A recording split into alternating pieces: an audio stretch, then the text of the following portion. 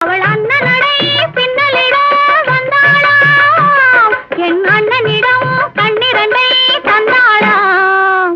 அந்த அங்கைய கண்ணியை பார்த்து அண்ணன் சங்கதி சொன்னதை கேட்டு